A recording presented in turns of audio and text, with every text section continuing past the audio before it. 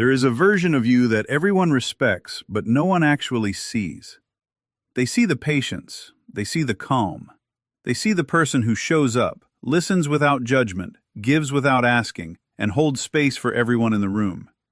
They see the empath, the one who cares the most, feels the most, sacrifices the most. But here is the thing no one tells you. That version of you has been your greatest prison. Not because caring is wrong, not because feeling deeply is a flaw, but because somewhere along the way, the sensitivity that was supposed to be your strength became the mechanism through which people drained you, and you let it happen because you didn't know there was another option. Until now. What I'm about to walk you through is not another list of empath tips. It is not a spiritual pep talk.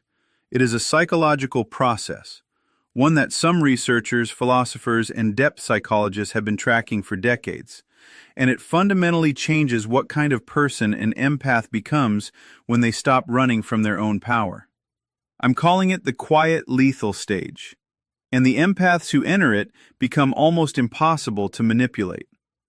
Stay with me because the shift I'm going to describe in the next few minutes is not comfortable. It is not easy.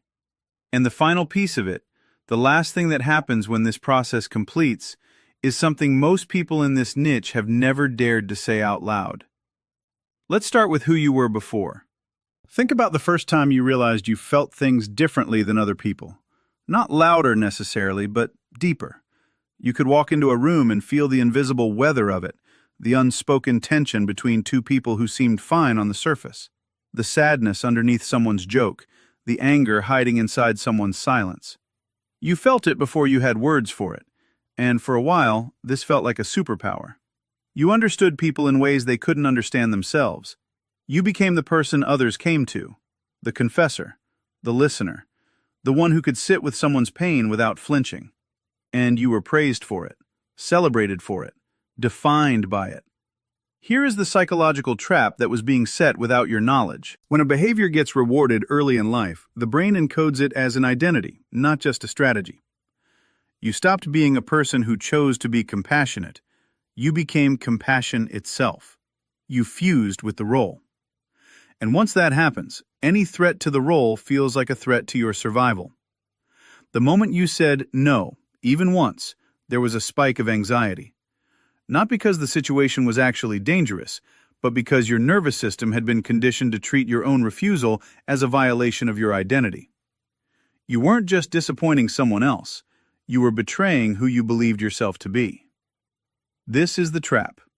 And right now I want to ask you something that might be uncomfortable to sit with. How many times have you agreed to something you didn't want to do and told yourself it was kindness, when actually it was fear? Fear of being seen as cold. Fear of losing someone's approval. Fear of the silence that follows when you finally say what you actually think. Most empaths, when they hear that question, feel a quiet recognition in their chest. Because deep down, they already know. The emotional scientist is what some psychologists call the fully realized empath. The one who has crossed through the process I'm about to describe. And before we get there, I need to explain what Jungian analysts call the shadow. Because this is the engine behind everything that's about to change. Carl Jung spent decades studying the hidden architecture of the human psyche, and one of his most important discoveries was this. Every human being carries a second personality. The parts of themselves they were taught were unacceptable. The traits that got punished, rejected, or shamed in early life. These traits don't disappear, they go underground. They form what Jung called the shadow. Now here is where it gets interesting for empaths specifically. The traits most commonly buried in an empath's shadow are not what you'd expect. It's not cruelty, it's not aggression in any destructive sense. The traits an empath buries are these: assertiveness, selectivity, anger, the ability to say, I don't care about this, and, most powerfully, the capacity for strategic thinking. Why strategic thinking? Because from a young age, many empaths were shown that calculating behavior was manipulative behavior.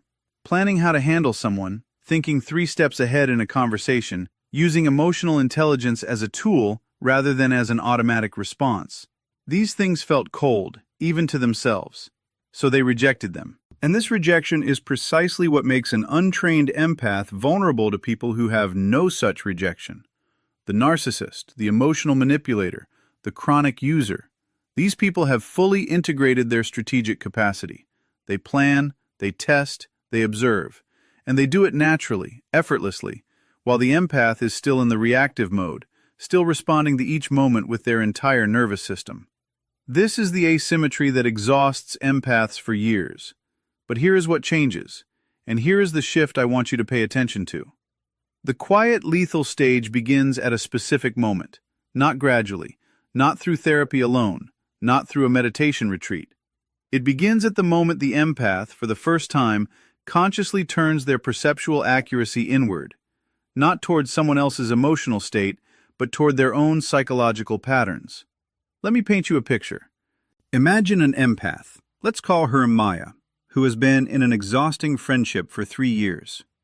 Her friend, let's call him Daniel, is charming, intelligent, and chronically struggling.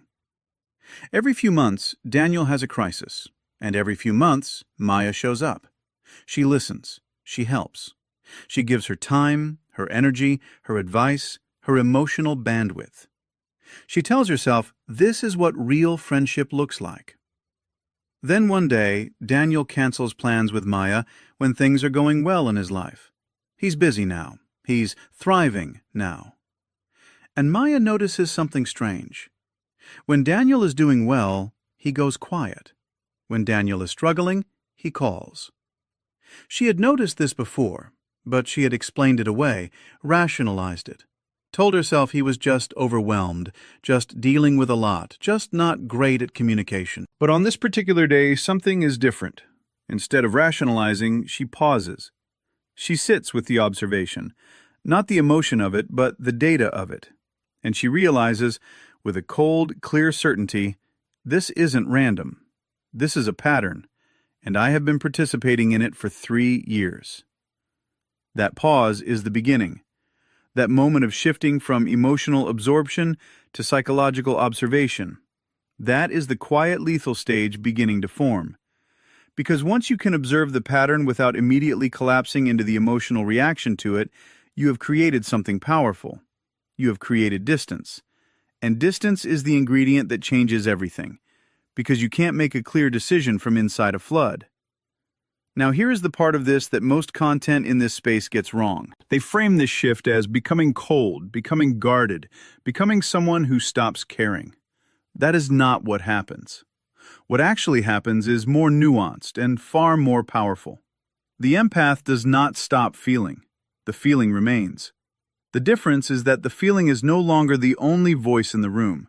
It gets a seat at the table, but it no longer runs the meeting. That role shifts to something else. Call it discernment, call it psychological clarity, call it the part of you that finally learned to observe rather than immediately react. Here's the functional difference. Before the shift, someone says something that triggers you. The emotion fires.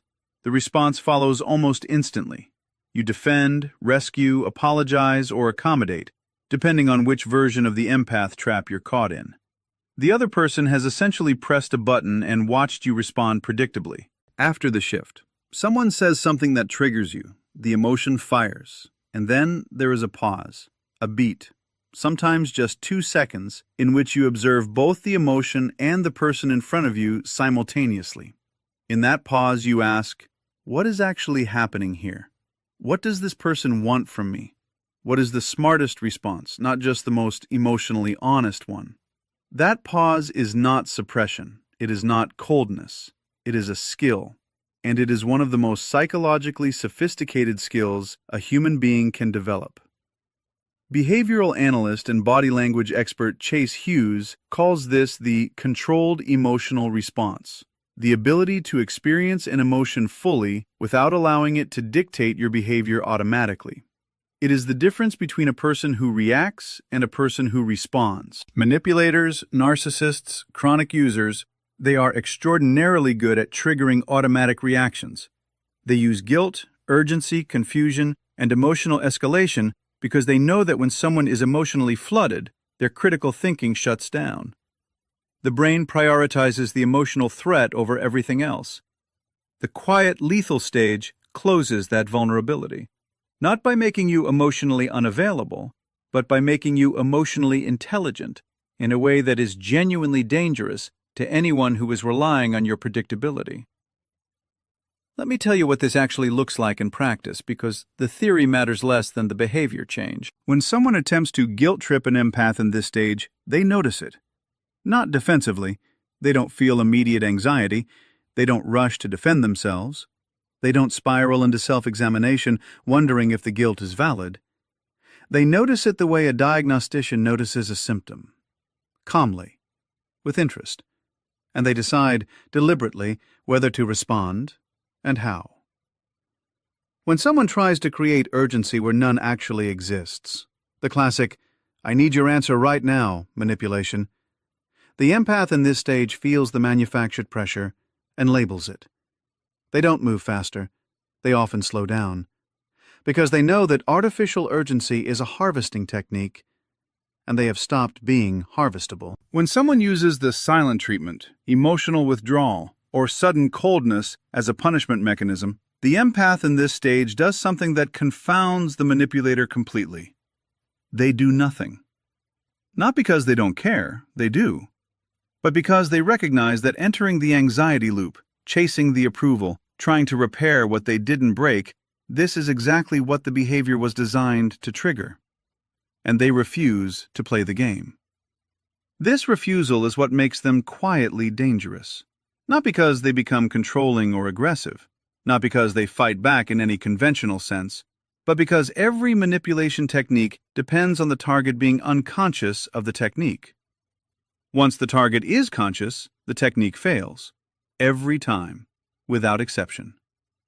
And here is something I want you to sit with for a moment, because this is where the real psychology lives. Shadow integration. The Jungian process of reclaiming the traits you buried is not about becoming someone new. It is about becoming someone whole. The integrated empath also stops rescuing. This is perhaps the most significant behavioral change, and it is also the most uncomfortable for the people around them. Because the rescuing was not just about helping, it was the foundational transaction of several of their most significant relationships. When the rescuing stops, the relationship has to find new ground or reveal that there was nothing beneath the transaction that could hold it. Most people experience this as the integrated empath pulling away or changing. They are not wrong. The empath has changed. They have stopped offering a service that was never actually their responsibility to provide. What they offer instead is something rarer and more valuable: genuine presence, unperformed, unstrategic, the kind of attention that only becomes possible when you are not simultaneously running 3 background processes about how the other person is going to react to you, what they need from you, and how you can prevent the thing that might be coming if you don't get ahead of it. Now I want to ask you something specific, and I want you to sit with it rather than answer it immediately. When was the last time you responded to something in a relationship? A conflict, a disappointment, a moment where someone showed you who they were, and your response came from that still internal place rather than from the automatic mechanism?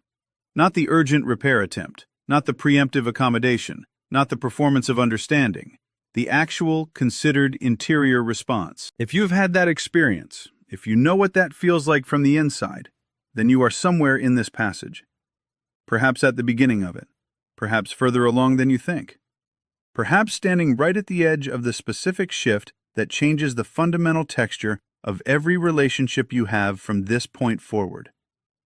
And if you have not had that experience yet, if every response still feels automatic, if the guilt still arrives before you have time to evaluate whether it is accurate, if the need for approval still runs faster than your own perception, then what I want you to hear is this. That is not a statement about who you are. It is a statement about where you are.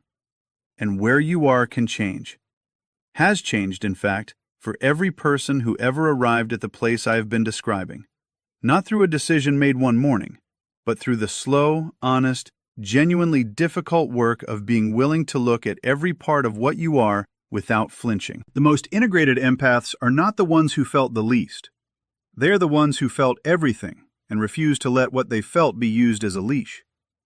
They learned to carry their full interior without being carried away by it. They discovered that the same sensitivity that made them absorb everything could be redirected, not outward by default, but inward first, as a source of information about what was real, what mattered, what deserved their extraordinary capacity for care, and what did not.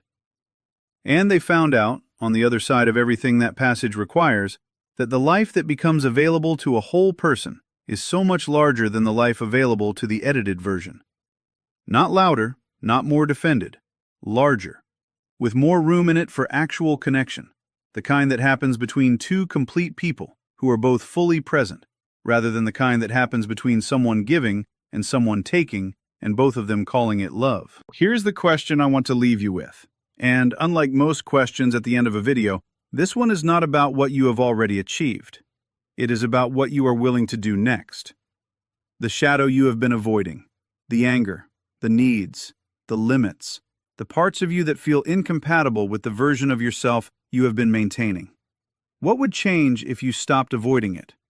Not if you expressed it indiscriminately, if you simply stopped being afraid of it, if you let it into the room of your own self-awareness and found out whether it is actually as destructive as you've been told, or whether it is the missing piece of the person you've been trying to become. Most people who feel deeply have spent years being afraid of their own full range, afraid that if they let the anger surface, it would destroy something, afraid that if they expressed a need, they would be too much, afraid that if they stopped being the accommodating one, there would be nothing left of themselves worth staying for. The answer to those fears is not a concept. It is an experience.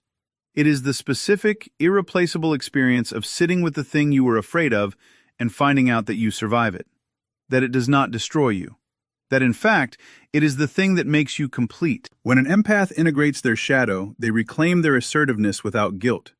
They reclaim their anger, not as something to weaponize, but as accurate, functional information about where their limits are. They reclaim their strategic mind, the capacity to think clearly about social dynamics without feeling like that clarity makes them cold or calculating. And here is the paradox that most self-development content misses entirely. The more fully an empath integrates these traits, the kinder they actually become. Why? Because the kindness is no longer driven by fear. It is no longer a performance. It is no longer a strategy to avoid rejection or maintain approval.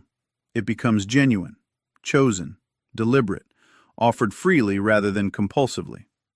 An integrated empath gives from fullness. An unintegrated empath gives from emptiness and calls it virtue. The difference between those two types of giving is not just philosophical, it is behavioral, and people around you can feel it, even if they can't articulate it. The empath who gives from fear radiates a kind of anxious openness that functions like a signal to certain types of personalities. Come here, take from me. I will not stop you. Not because I don't want to stop you, but because I don't know how. The empath who gives from integration radiates something entirely different. Warmth that has edges. Openness that comes with parameters. Generosity that does not require you to disappear yourself.